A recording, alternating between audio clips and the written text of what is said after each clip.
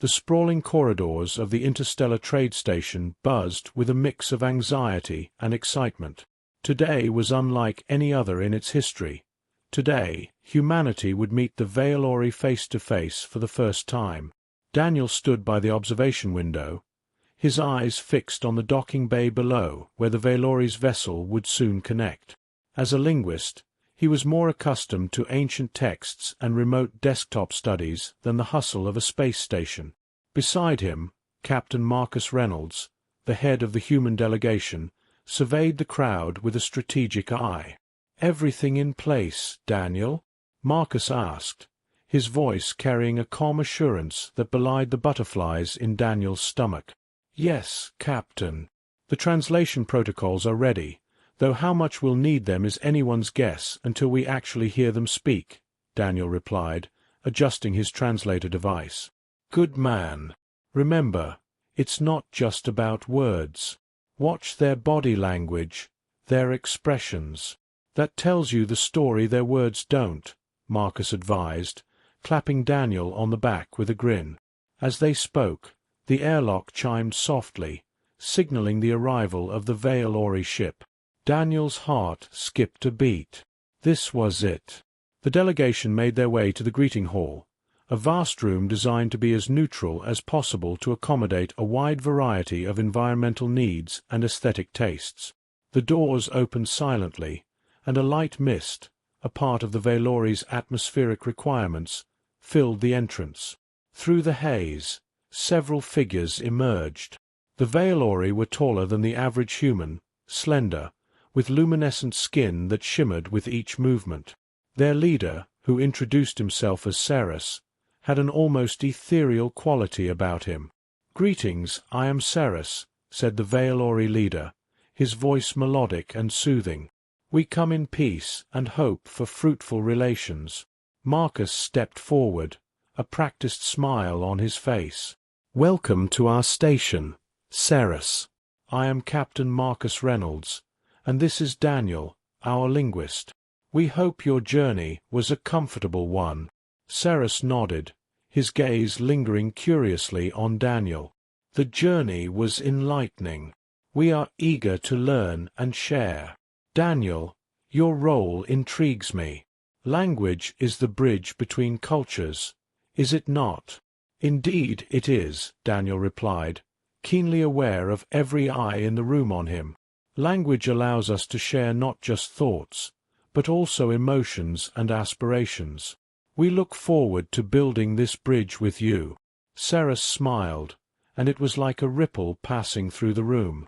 "And so do we. Perhaps, once the formalities are concluded, you could show us around your station? We are keen to understand your people, not just diplomatically but culturally." "Of course," Marcus said. "Daniel, why don't you prepare a short tour? Something informal, to make our guests feel at home." Daniel nodded, his mind already racing through possible routes and points of interest that might appeal to their alien guests. "I'd be honored, Ceres." As the formal greetings wound down, the crowd began to disperse, moving off to their respective duties or to discuss the historic events unfolding. Daniel and Marcus lingered a moment by the exit. "Handled yourself well, Daniel," Marcus commented quietly. "Keep this up, and you might just make an ambassador out of yourself yet." Daniel chuckled, the tension easing slightly. "Let's not get ahead of ourselves, Captain. One step at a time." "Fair enough," Marcus conceded with a laugh. "Let's go show them our world." Together they walked back to the heart of the station, ready to bridge worlds with words and gestures, a testament to humanity's enduring spirit of exploration and understanding. Chapter 2. The Veilori Emerge. As the grand doors of the trade station's reception hall slid open with a silent grace, Daniel led the way with Ceres and Captain Marcus Reynolds close behind. The hall, bathed in the soft glow of ambient light, was bustling with delegates and station personnel, all eager to witness the continuation of this unprecedented event. "Your station is quite impressive," Ceres commented, his gaze sweeping across the high ceilings adorned with intricate murals depicting various cosmic phenomena. "Thank you, Ceres. We pride ourselves on blending functionality with aesthetics, a balance of art and science," Marcus replied, his voice filled with pride. The trio approached a large holographic display at the center of the hall, which showcased the history of human space exploration. Daniel gestured towards the display, explaining, "This timeline represents our journey into space, the challenges we faced, and the discoveries we've made along the way." Ceres leaned in, his eyes reflecting the moving stars and planets. "Fascinating. We, too, have traveled far from our home world, driven by a desire to connect with others and share knowledge." Marcus nodded. "It seems we have more in common than one might assume at first glance." Their conversation was interrupted by Dr. Helen Zhao, the chief scientific officer of the station. Helen extended her hand to Ceres, who took it gently, mimicking the human gesture he had been briefed on earlier. "Dr. Zhao oversees our research divisions, including astrobiology, physics, and engineering," Daniel introduced. "Pleasure to meet you, Dr. Zhao. Your work must be quite challenging, yet rewarding," Ceres said, turning his full attention to her. "It is, indeed. We strive to push the boundaries of what is known, always looking for new ways to apply our discoveries for the betterment of all," Helen responded, her tone both respectful and enthusiastic. As the group moved through the hall, they stopped next to a model of the station itself. Daniel took the opportunity to explain the various sectors and their purposes. "Here you see the residential areas, the research labs, and over here, our cultural exchange and leisure facilities. We believe it's important for our people to have places where they can relax and express themselves creatively," Daniel explained. Ceres appeared particularly interested in the cultural aspects. "In Vailori culture, we also cherish art and leisure. They are essential for the well-being of our people." "I think you'll find our next stop quite interesting then," Marcus said as he led the group towards the station's art gallery, which featured works from numerous Earth cultures as well as pieces created by other alien civilizations. Inside the gallery, the walls were lined with vibrant paintings and sculptures, each piece telling a story of its own. Ceres was drawn to a sculpture made from a translucent, shimmering material. "This piece resembles a form of art from our world," Ceres remarked, his hand hovering close to the sculpture, careful not to touch. "We must have a cultural exchange exhibit," Helen suggested enthusiastically. "Imagine Vailori and human art side by side. It would be a splendid way to foster understanding and appreciation." Ceres nodded in agreement. "I would like that very much. Art speaks in ways words cannot." As they exited the gallery, the atmosphere was one of mutual respect and burgeoning friendship. Daniel could feel the excitement amongst the crew and the delegates, a shared sense of being at the forefront of a new era. "Tomorrow, we'll show you our environmental technologies, another area where I think we can learn a lot from each other," Marcus mentioned as they approached the end of the tour. "I look forward to it. This exchange has already been more enlightening than I anticipated," Ceres confessed, his voice imbued with a warmth that had grown over the course of the day. As the group disbanded, Daniel and Marcus lingered behind, reflecting on the day's events. "This is only the beginning, but I think we're off to a good start," Daniel said, a hopeful tone in his voice. "Indeed," Marcus agreed. "It's about building bridges, and today we laid the first stone." With a sense of accomplishment and anticipation for the days ahead, they returned to their duties, eager to continue the journey of discovery they had embarked upon with the Vailori. Chapter 3. Uncommon Language. In the heart of the trade station's communication chamber, a room designed for interspecies dialogue, Daniel and Ceres settled into seats across from each other. The room was quiet, save for the soft hum of machinery that was translating and recording every word and gesture for posterity. "Ceres, today we delve into our languages," Daniel began, his eyes scanning the array of screens displaying linguistic data. Are you ready to begin? Ceres nodded, his luminous eyes reflecting a keen interest. Yes, Daniel. I am eager to learn and share. Daniel handed Ceres a tablet displaying various human expressions and their meanings. Let's start with some basic phrases and expressions in English, and then we can move on to yours. This device will help you visualize what I'm saying. Ceres took the tablet, studying it with a fast-absorbing focus. I see. Let's proceed. For the next few hours, they exchanged phrases and idioms, with Daniel explaining the cultural contexts behind certain expressions, which often elicited curious tilts of the head from Ceres. Your language is rich with metaphors and history, Ceres observed, his voice resonating slightly within the chamber. Vailori speech also uses imagery, but it's more linked to our planet's nature and landscapes. Intrigued, Daniel noted down this insight. Could you give me an example? Of course, Ceres replied, and described a Vailori greeting that literally translated to, "May your path be covered in soft moss." It means to wish someone a smooth and peaceful journey through life, he explained. Fascinating, Daniel mused, his mind already drawing parallels with human expressions. It's similar to our saying, smooth sailing. As the session progressed, Captain Marcus Reynolds and Dr. Helen Zhao joined them, intrigued by the discussion. Marcus watched the exchange with interest. Understanding each other's language is the first step towards deeper cooperation. Ceres welcomed their interest. Indeed, Captain. Shall we try something more interactive? Perhaps a game that involves both our languages.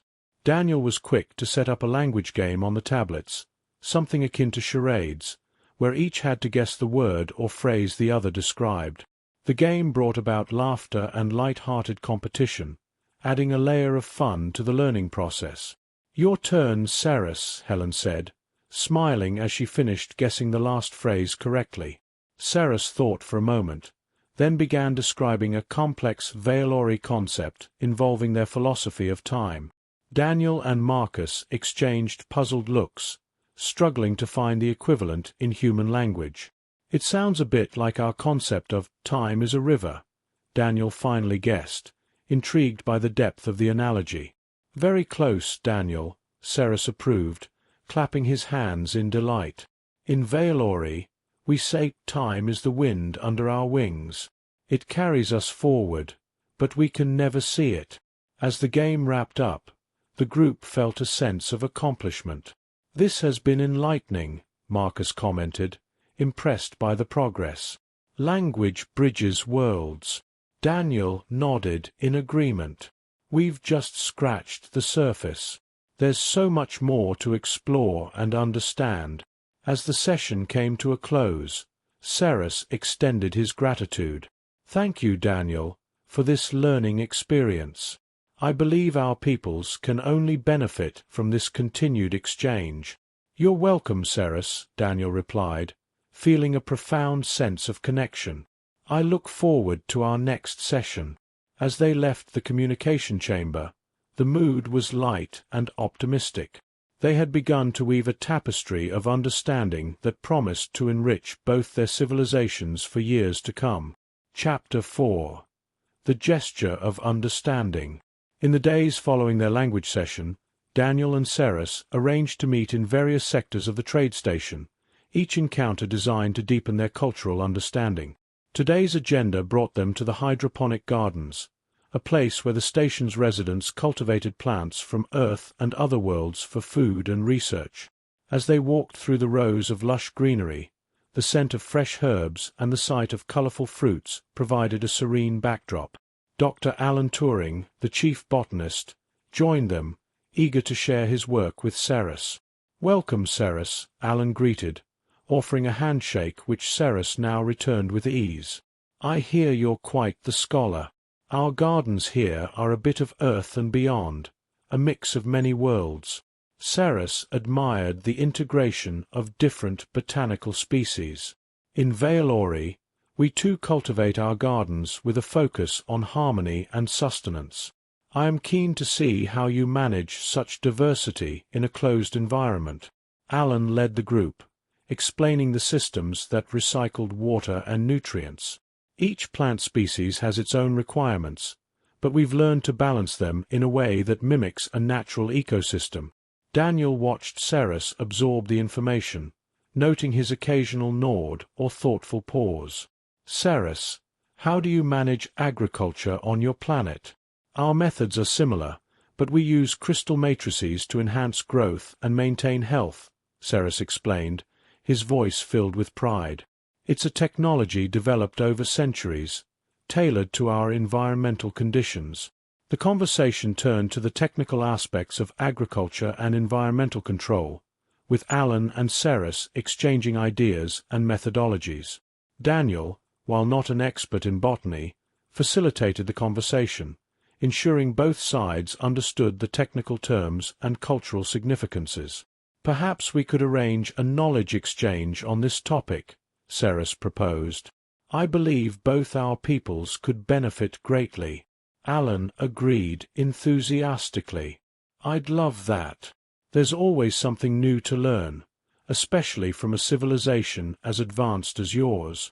As they continued their tour, Marcus joined them, having heard about Ceres's interest in the gardens. Looks like you're getting a comprehensive tour, Ceres. I hope we're not overwhelming you. On the contrary, Captain Reynolds, Ceres replied with a smile. I find it profoundly engaging. Every system here, every innovation speaks of your people's ingenuity. They moved on to a section of the garden where recent experiments with hybrid plants were underway. Daniel picked up a small, vibrant flower, its petals a striking blend of blue and green. This is one of our latest hybrids. It's not just beautiful, it's designed to be more resilient in harsh climates. Ceres reached out to gently touch the petals, his expression one of admiration. It is beautiful indeed. The blending of form and function, something we Vailori deeply appreciate. The visit concluded with light refreshments in the garden's gazebo, surrounded by the ambient sounds of water and the rustle of leaves. The men discussed potential collaborative projects, from environmental technologies to agricultural exchanges. As they prepared to leave, Ceres extended his hand to each of them. Thank you, Dr. Turing, Captain Reynolds, Daniel. Today has been a day of learning and understanding. Daniel smiled, feeling the progress they had made. And thank you, Ceres, for being so open to sharing your knowledge and culture with us. With a final look around the gardens, the group dispersed, each person enriched by the day's exchanges. They had not only shared knowledge, but had also woven a deeper layer of mutual respect and understanding into the fabric of their burgeoning relationship. Chapter 5. The Revelation of Strength. The following day, Daniel arranged for a quiet meeting in one of the station's less frequented observatories, a place known for its stunning views of the surrounding cosmos. The serene environment was perfect for deeper, more philosophical discussions. Today, Daniel and Ceres were joined by Commander Lucas Grant, an expert in human-alien relations. As they entered the observatory, Ceres was immediately captivated by the panoramic view of space. "This is truly magnificent," he remarked, his gaze lingering on the star-studded blackness. "Thank you," Lucas responded with a smile. "We find that the vastness of space puts things into perspective. It's a good place to talk about the bigger picture." The men settled into comfortable chairs, facing the large windows that looked out into the void. Daniel initiated the discussion that was on his mind since his last meeting with Ceres. "Ceres, yesterday you mentioned your people's emotional strength. Could you elaborate on that?" Ceres nodded, his face taking on a reflective expression. "Certainly. In Vailori culture, we believe that true strength does not only come from physical power or resilience. Emotional strength, our capacity to empathize, to connect on deep levels, and to maintain peace within ourselves, is equally important." Lucas leaned forward, intrigued. That's an interesting perspective. In human history, strength has often been associated with might and power. Only recently have we started to appreciate the strength it takes to build peace and understanding. That is a profound shift, Ceres acknowledged. It is similar for us, though our evolution emphasized the development of psychic abilities, which enhanced our empathetic nature. Daniel thought about the human tendency to sometimes isolate emotionally. There's much we can learn from you then. Our societies could benefit from fostering emotional resilience as much as we focus on technological or military strength. The conversation shifted as Lucas brought up a recent initiative on the station. We're working on a project that aims to use technology to enhance psychological well-being. Maybe there's a synergy here with your psychic technologies. Ceres was quick to show interest. I would like to know more about this. Collaboration could indeed be beneficial. Our psychic technologies are not only about enhancing abilities, but also about healing. They help us maintain our emotional balance. The discussion deepened, with each man sharing insights from his respective culture. They explored how these approaches could be integrated, possibly leading to a joint initiative that could benefit both human and Veilori societies. As the meeting drew to a close, Daniel felt a renewed sense of purpose. Today has shown that our strengths, whether physical, emotional, or technological, are not just to be shared but to be blended. Lucas nodded in agreement. I'll propose a formal collaboration at the next council meeting. Ceres, your insights today have been invaluable. Ceres stood, looking out at the stars once more. Thank you both. I am convinced more than ever that our meeting here among the stars is not by chance. It's a step towards a greater understanding, a union of strengths that can lead to a better future for all our people. With a sense of accomplishment, the men shook hands, their partnership strengthened by the shared commitment to exploring new frontiers of emotional and technological synergy. As they left the observatory, the stars seemed to shine a little brighter, a silent witness to the bonds being formed in the quiet expanse of space. Chapter 6. The Intimate Universe. In the gentle glow of the evening, Daniel and Ceres found themselves in the more secluded area of the trade station's observatory. The vastness of the starry sky above created a canvas of serenity and quiet reflection, a stark contrast to the bustling corridors of the station. Ceres, I've been thinking a lot about our discussions, Daniel started, his voice soft amid the quiet hum of the station's life support systems. About strength and vulnerability. Ceres turned to look at him, his eyes reflecting the starlight. And what have you concluded, Daniel?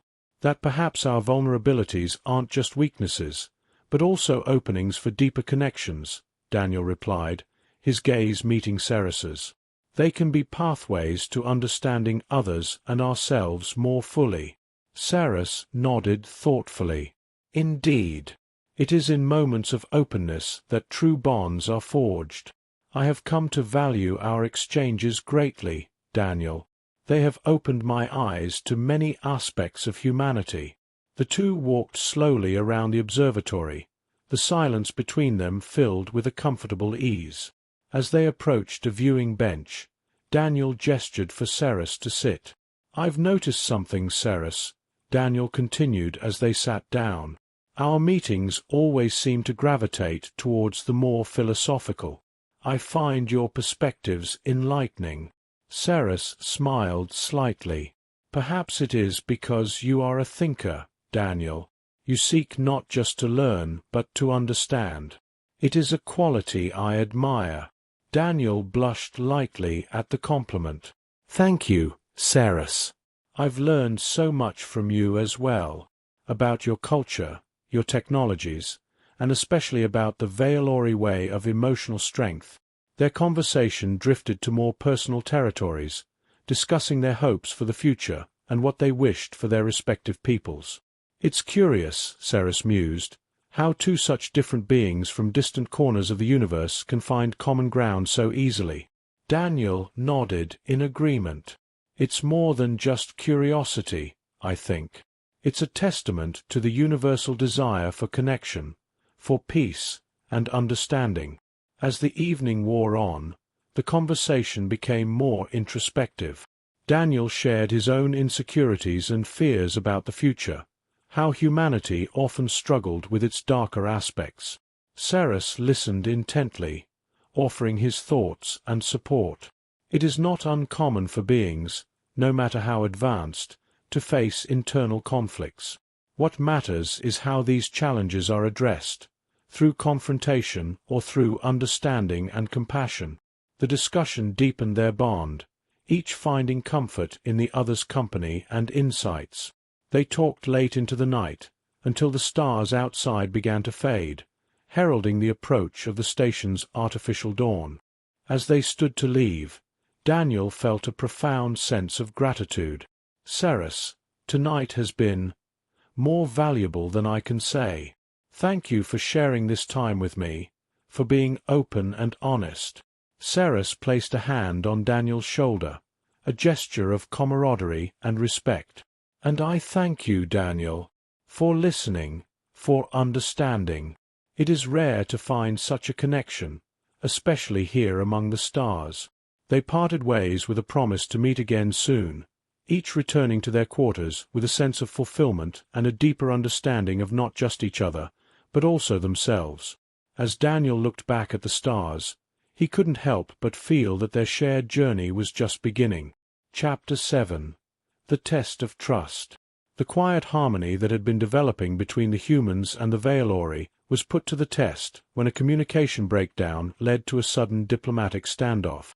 An improperly translated Veilori message had been interpreted as a threat, causing a ripple of tension across the station. In the main conference room, Daniel, Captain Marcus Reynolds, and Ceres gathered with other senior delegates to address the issue. The air was charged with a mix of confusion and urgency. Ceres, we need to clarify the intent behind your recent message, Marcus began, his tone firm yet open. The translation we received suggested a potential for aggressive action, which I'm sure was not your intention. Ceres looked genuinely surprised. Aggressive action? No, that is a grave misunderstanding. The message was meant to express our concern over resource allocation in the shared sectors, nothing more. Daniel quickly stepped in, his role as a linguist now more crucial than ever. There may have been an error in our translation protocols.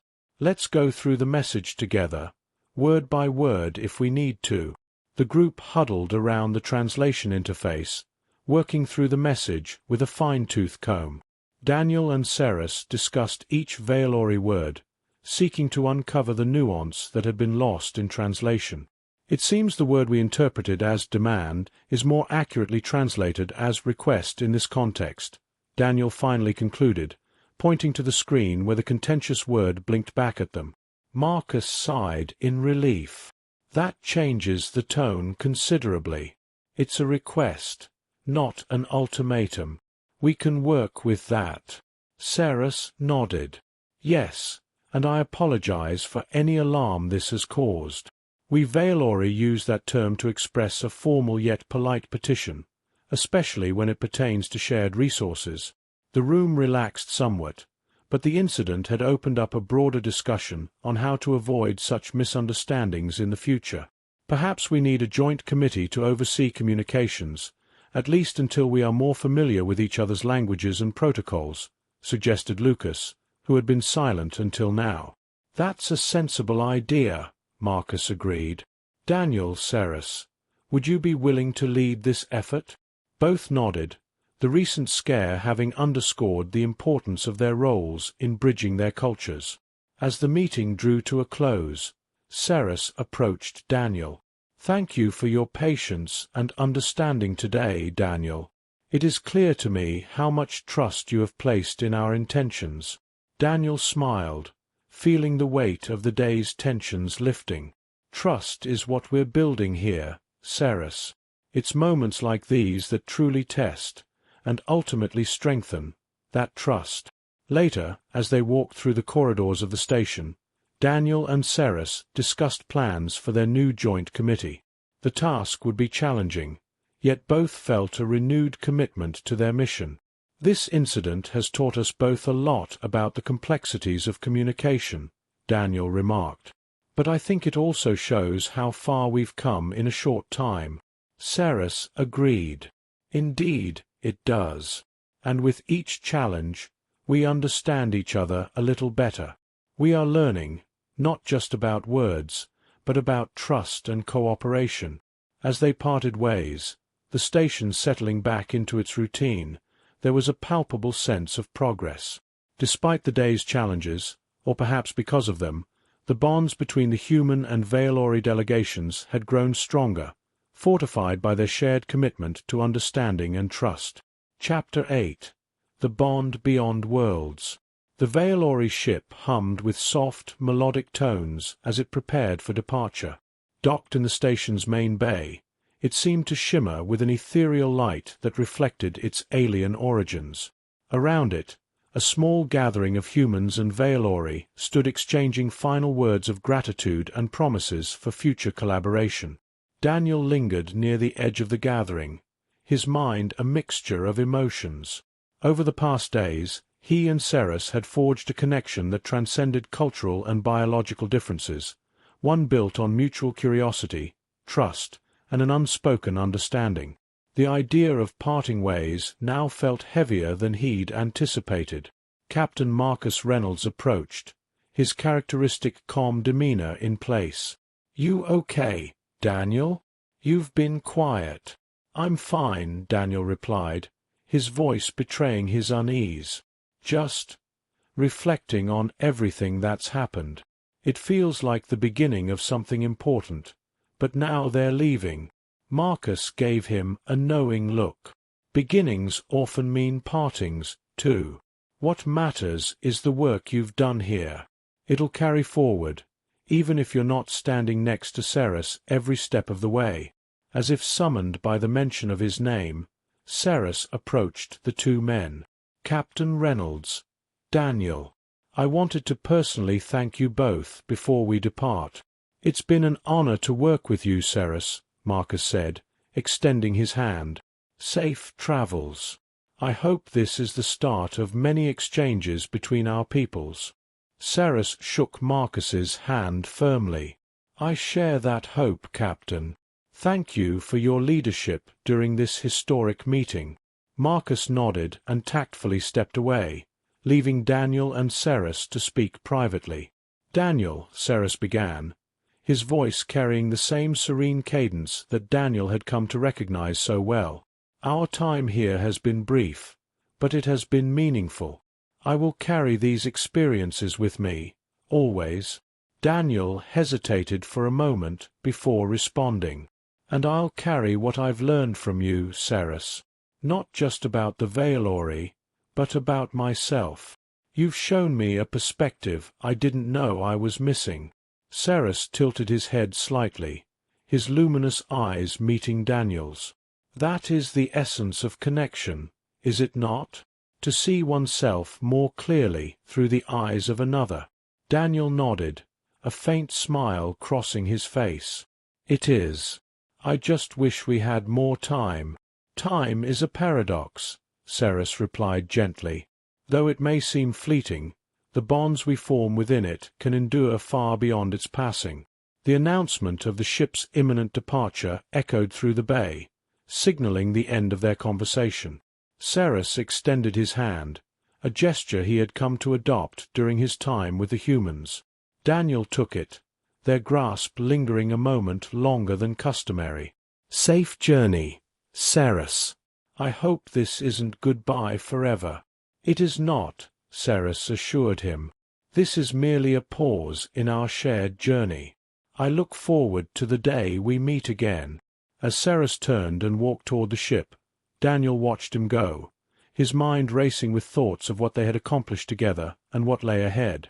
The Veilori ship slowly ascended, its glowing form merging with the stars until it was no longer visible. Marcus reappeared at Daniel's side, placing a hand on his shoulder. "He's right, you know.